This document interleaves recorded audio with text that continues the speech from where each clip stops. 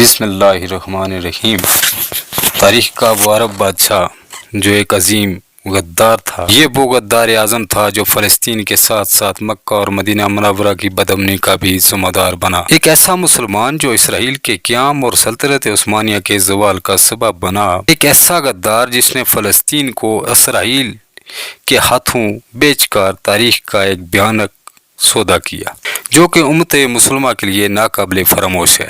آج ہم اس غدار سوداگر کا نام اور کردار آپ کے سامنے رکھیں گے اور یہ بھی جانیں گے کہ سلطنت عثمانیہ کے عظیم سلطان عبدالحمید خان کا نام سن کر یہودی کیوں کانپنے لگتے ہیں، اور یہودیوں نے کیوں اس مسلمان بادشاہ کو عبدالحمید خان کے خلاف استعمال کیا۔ اسرائیل کے قیام سے قبل یہودیوں کے پاس اپنی ذاتی کوئی جگہ نہ تھی، جو بھی جگہ ان کے پاس تھیں وہ خلافت عثمانیہ کے زیر اثر تھیں۔ حضرت سلیمان علیہ السلام نے جنات کی مدد سے یہودیوں کی عبادت گاہ تعمیر کروائی، اس کا نام ہیکل سلیمانی رکھا گیا۔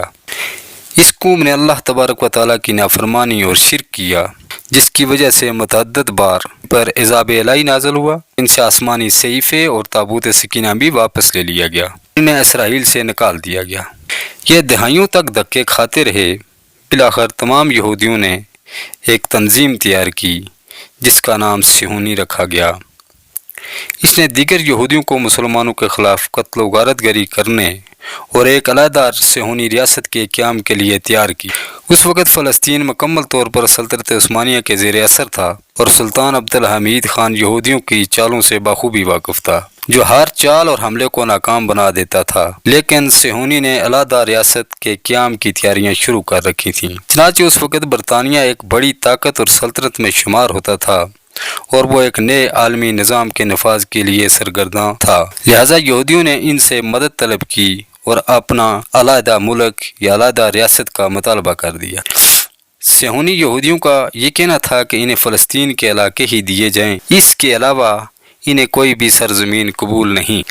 جب سلطنت عثمانیہ کے سلطان عبدالحمید خان کو صہیونی تنظیم کی اس سازش کا علم ہوا تو اس نے فلسطین کے 80% علاقے مکمل طور پر اپنے زیر سایہ کر لیے تھے اور سلطنت عثمانیہ کا حصہ قرار دے دیا تھا۔ سن 1896 سے 1902 تک ہرزل کے متعدد مرتبہ سلطان عبدالحمید خان سے یہ مطالبہ اور کوشش کی کہ وہ یہودیوں کو یہاں فلسطین میں بحیثیت مہاجرین رہنے کی اجازت دے دیں اور یہودی انہیں محصولات کی مد میں بھاری رقم بھی ادا کریں گے۔ چونکہ سلطان عبدالحمید خان ایک عقل مند سلطان تھے اور ان کی سازشوں سے واقف تھے، لہذا انہوں نے ہر بار ایسا کرنے سے انکار کر دیا۔ ہرزل ایک یہودی صہیونی بانی رہنما تھا، چنانچہ ان دنوں سلطنت عثمانیہ مالی طور پر کمزور ہو گئی تھی اور ہرزل نے سلطان عبدالحمید خان کو بھاری رقم کی پیشکش کی، مگر سلطان عبدالحمید خان نے اس پیشکش کو بھی بری طرح ٹھکرا دیا۔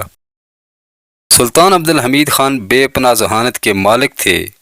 وہ جانتے تھے کہ اگر ان یہودیوں کو اجازت دے دی تو یہ فلسطین میں آباد ہو کر بیت المقدس اور فلسطین کے مسلمانوں کو نقصان پہنچائیں گے۔ چنانچہ صہیونی نے میسن تنظیم سے اتحاد کر لیا۔ ان دونوں کا مقصد سلطان عبدالحمید خان اور سلطنت عثمانیہ کو نقصان پہنچا کر اپنا مقصد حاصل کرنا تھا۔ وہ جانتے تھے کہ سلطان عبدالحمید خان کے ہوتے ہوئے ہماری خواہش کبھی پوری نہیں ہو سکتی، چنانچہ انہوں نے ترک نوجوانوں کی ایک تنظیم جو سلطان کے خلاف تھی کے ساتھ مل کر کام کرنا شروع کر دیا۔ یہ تحریک حسین بن علی کی قیادت میں کام کر رہی تھی۔ یہی وہ حسین بن علی ایک غدار عظیم تھا جس کی وجہ سے سلطنت عثمانیہ بکھر کر رہ گئی اور اس غدار نے فلسطین میں یہودیوں کو دوبارہ آباد کر دیا، جنہیں پہلی دفعہ سلطان صلاح الدین ایوبی نے نکالا تھا۔ پھر یہودیوں نے ایک علیحدہ صہیونی ریاست بنانے کا آغاز کر دیا۔ یہ غدار حسین بن علی اس وقت شریف مکہ تھا اور اس کا تعلق سعودی عرب سے تھا۔ یہ وہ غدار تھا جو اس وقت فری میسن اور صہیونیوں کے لیے کام کرتا تھا۔ اس غدار نے برطانیہ کی مدد سے خلافت عثمانیہ کی حمایت کرنے والوں کو بھی ہتھیار ڈالنے پر مجبور کر دیا تھا۔ یہ وہ بغاوت تھی جو عربوں کی طرف سے اس غدار نے شروع کی اور سلطنت عثمانیہ کے خاتمہ کا باعث بنی اور صہیونی علیحدہ ریاست بنانے میں کامیاب ہو گئے۔ یہ وہی صہیونی ہیں جو آج فلسطین میں قتل و غارت گری کر رہے ہیں۔ بہت شکریہ۔